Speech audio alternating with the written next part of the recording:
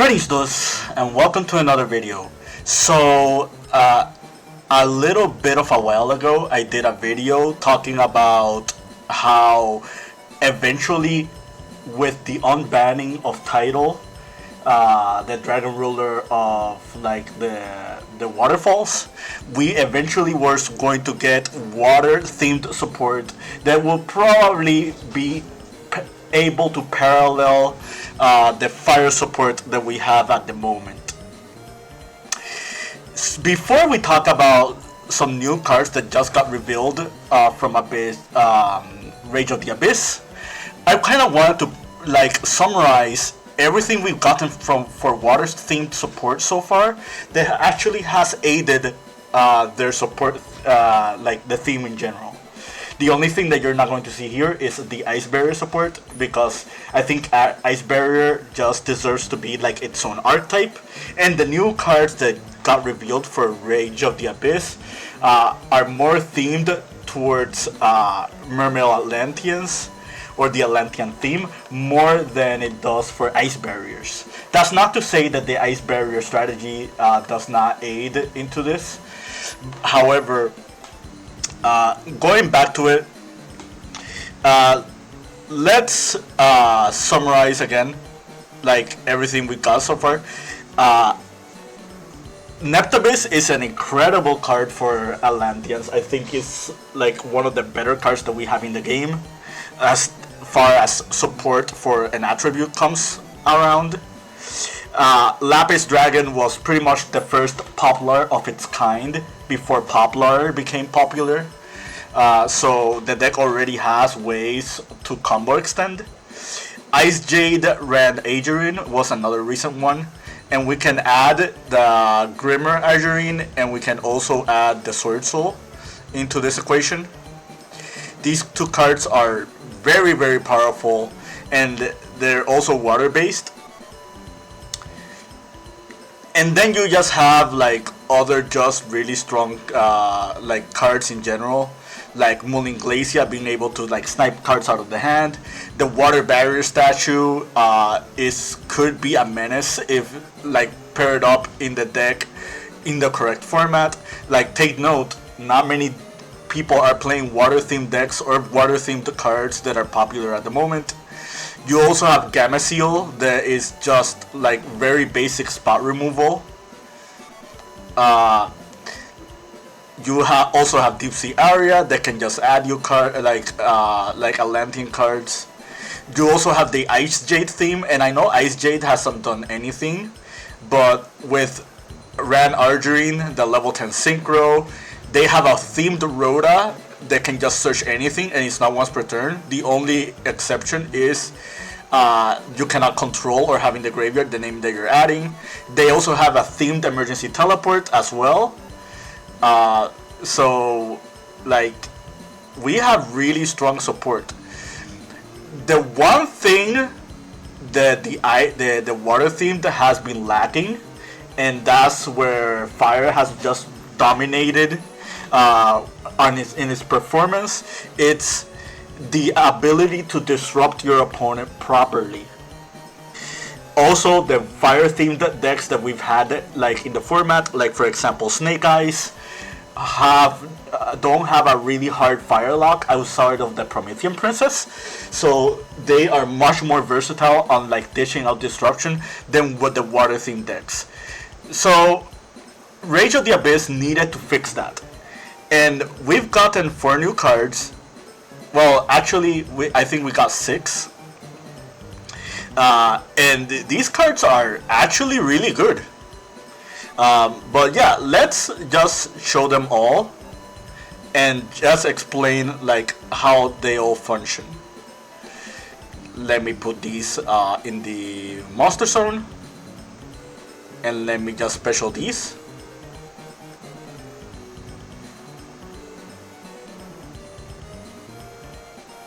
Let me just move this right here. Let us overlay this. Well, I guess we can just overlay it over this guy, and then we'll explain it.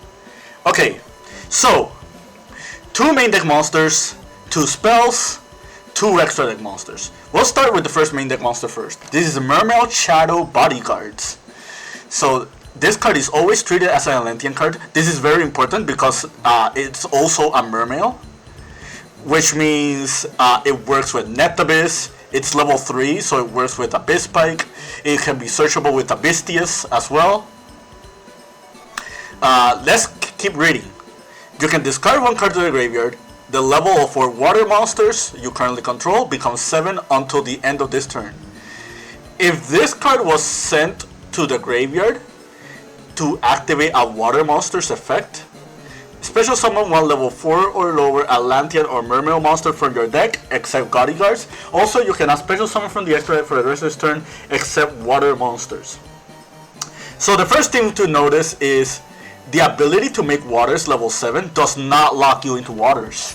So you can play Dracosac, you can play the Kashtira XYZ monster, you can play like the Dark Arm Dragon, any other card that also see fit to you as a rank 7 monster. You can do it because of Bodyguards.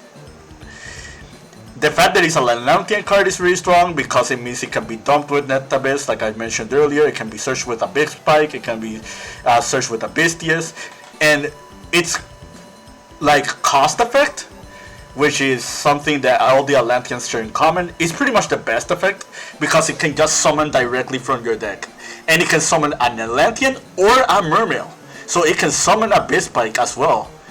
And that is really, really big because in the off chance you already had like Net Abyss, you can just summon a Abyss Spike. If you already had a Abyss Spike in your rotation, you can just summon your Net Abyss. And yeah, this just is another play extender that really works with almost any starter in the deck. As far as combo potential goes, I think it's fine. It does hard lock you into waters, so we kind of need to make sure that whatever we're getting out of this, like, really helps with a new win condition, because this is a really strong lock that you are getting into.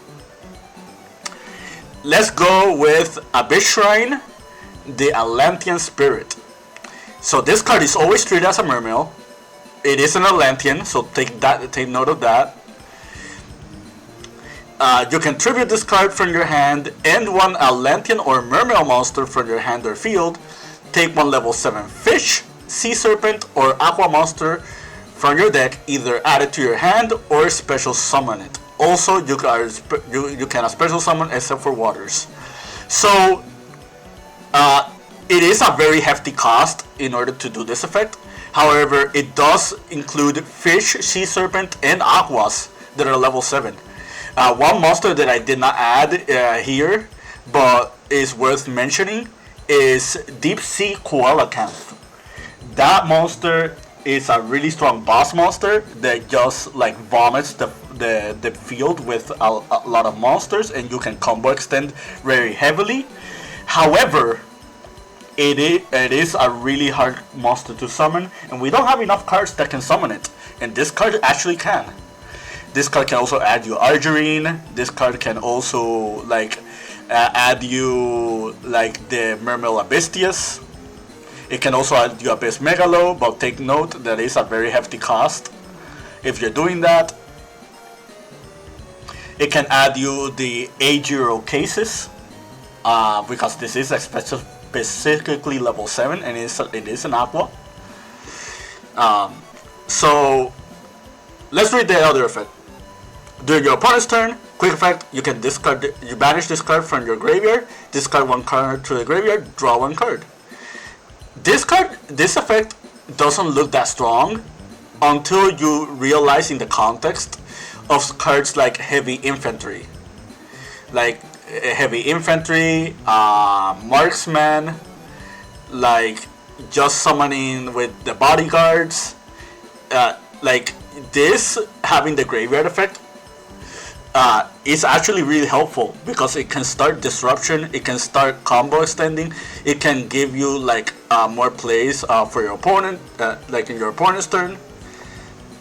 So we're still not there yet when it comes to like what we want as a solid win condition, but this card definitely helps. Now let's go with the link 3. So this is Neptavis, the Royal Mermail. If you notice, this is basically this guy. He used to be an Atlantean, but I guess he's a Mermail now. So 2+ monsters, including a fish, sea serpent, or aqua monster. So it's pseudo generic, which is something that I really like. The opponent cannot target water monsters this card points to with card effects. Okay. If a water monster is sent to the graveyard to activate a card or effect, you can take one Abyss equip spell from your deck or graveyard, either add it to your hand or equip to this card. If this card is destroyed by your opponent, you can add one Atlantean or Mermail monster from your deck to your hand. You can only use each effect of Royal Mermail once per turn. So, in hindsight, this effect does not look very strong. However, now adding to the Abyss Shrine, this effect can be really powerful. And I'll explain. So you see here that we have a bunch of Abyss scales. We also have a new Abyss card, but we'll talk about that in a moment. This one can negate monster effects. Actually, spell effects. This one can negate traps, and this one can negate monsters. So something you can do now is use this card's effect to equip the Mizushi, and then your opponent's turn, use the Atlantean Spirit to equip the Kraken. And that already gives you 2 disruptions for your opponent. One for monsters and one for spells. And the way these scales work, they are mandatory effects. However, they do negate at resolution and not at activation. It does not start a chain, it just negates while the card is resolving.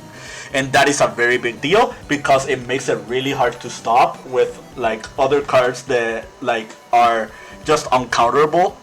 Like the perfect example is Super Polymerization, Forbidden Droplets, Ultimate Slayer. Cards like those are cards that this card can negate. Dark Ruler No More is another card that you can also negate with this card. Also, take note, the negation for these cards' effects is not once per turn. And this card can equip from the graveyard. So, if you know that you're facing, like, let's say for example, you're facing a runic strategy, you can use this card to negate a runic spell, and then immediately chain the Atlantean Spirit, which will make the Neptavis in a new chain re-equip the Mizushi, so you can just negate another runic spell, like go so on and so forth. Or just playing against a monster-centric strategy, you can just at resolution of negating with the Kraken, use the Atlantean Spirit, and then trigger the Royal Mermail, and then re-equip the Kraken Abyss Scale. So it's not the best form of interruption, but it is good layered interruption that you can use multiple times. And we're off to a very good start when it comes to like another win condition that you can just give yourself in this deck. So now let's read the XYZ monster. This is Poseidra Abyss, the Atlantean Dragon Deity. Once per turn, you can also XYZ summon Poseidra Abyss Dragon Deity using one Atlantean or Mermail XYZ monster you control. Once per turn, you can detach 2 materials from this card, send 1 water monster from your hand or deck to the graveyard, return up to 3 cards your opponent controls to the hand. If this XYZ summon card is sent to the graveyard, you can discard 1 card to the graveyard, special summon 3 level 3 or lower fish, sea serpent, and or aqua monsters from your hand to the graveyard. So this card is really good. The one thing I don't like about this card is that none of these effects are quick effects, and none of these are trigger effects also. So you are lacking on the disruption department, which is the one thing this deck lacks. However, just being able to just XYZ summon on top of certain cards is really strong. And one perfect example I can give is Bahamut Shark. If you use Bahamut Shark effect, you can use Bahamut Shark special summon Abyss Strike. And since Abyss Strike is an XYZ Mermail monster, you can overlay Abyss Strike for the Dragon Deity. And that is actually really strong. It means that any two level 4 monsters can get you to this card. This card is generic, so you can play this in the Kashtira deck. However, I don't think you're going to be doing that. The fact that you can send an Atlantean from deck in order to return up to 3 cards is also really strong. This return does not target, so that is another really important note. And if you saw my Ritual Beast video and you saw my explanation behind Pedalfin, bouncing is one of the best forms of removal right now. It's just helps against all those problematic monsters that just activate when they leave the field. Because the extra deck or the main deck is not a deck position where you can trigger card effects. Also, this has a really strong floating effect. Just returning 3 level 3s or lowers is really strong. This does have to be XYZ summoned, so you cannot do Dogmatica tricks or stuff like that. However, this does not lock you into waters when you're doing this. So if you're still not waterlocked, this is basically like a stronger Flamberge dragon, if you think about it. And you already know how strong Flamberge has been in this format. But yeah, that's about it for the Dragon Deity. Let's talk about the Abyss Thing of Triana. So, it's an equip spell. It special summons an Atlantean or Mermail monster from your hand or graveyard if you do your equipment with this card. If they were to get destroyed, you can destroy this instead. So, basically Balynx or Lara. You can banish this card from your graveyard, target up to 3 fish, sea serpent, or aqua monsters in your graveyard or banishment, and shuffle them back to your deck. You can only use each effect once per turn. So this card is searchable off the Neptabis. What's really good about this card is not only is it an extender, but it also recycles your resources. One issue that this strategy has had in the past is just reusing your resources over and over again, because some of the Atlantean monsters are not once per turn. So just recycling them and being able to just reutilize them again for more plays is actually really strong. This also recovers from banishment, so this is really strong if you're trying to push against interruptions that are just banishing your cards, or if you're combo extending with Tidal, the Dragon Ruler. Just to give you one small example, Deep Sea Aria also banishes your monsters. So yeah, I think this card is pretty solid. I'd say just a very solid one of. And now we have Turmoil of Sea and Flames. This card is not really tied to any theme. However, it is a card that is specifically for waters and fire monsters. And this card reads: discard 1 water monster, then target 1 face-up monster your opponent controls, destroy it. Destroy 1 fire monster in your hand, then you can draw 1 card. If your opponent controls a monster, you can banish this card from your graveyard, then target a level 7 or 8 water or fire monster in your graveyard, special summon it. So, in a vacuum, this card does not sound that strong. However, both effects can be used in the turn. So, in a dedicated fire water strategy, this card can work really well. If you notice, this card's for cost for waters, so it works with Atlanteans, and this card destroys a fire, but it's not a cost, so it also works with Fire Kings. So I'd say this is a card to look out for if you're playing any of these decks. I wouldn't be surprised if this card sees play in both Fire Kings or in Mermail Atlanteans. So yeah, that's it for my report. I kind of just wanted to talk about these cards because I feel like Mermail Atlanteans are getting very, very close to their dominance back in 2012. as soon as Rage of the Abyss got announced, I already knew it was going to be like the return of Abyss Rising. It was just a matter of time until the cards got revealed. It's very soon to tell how strong these cards are. In a vacuum, they don't sound as powerful as Snake Eyes. However, these cards are coming out in October for the TCG. So most likely our metagame is going to be changing by the time these cards get released. And yeah, we might have a fire versus water format very, very soon. But that's it from me. I hope you found this video to your liking and understanding. Keep practicing and keep dueling.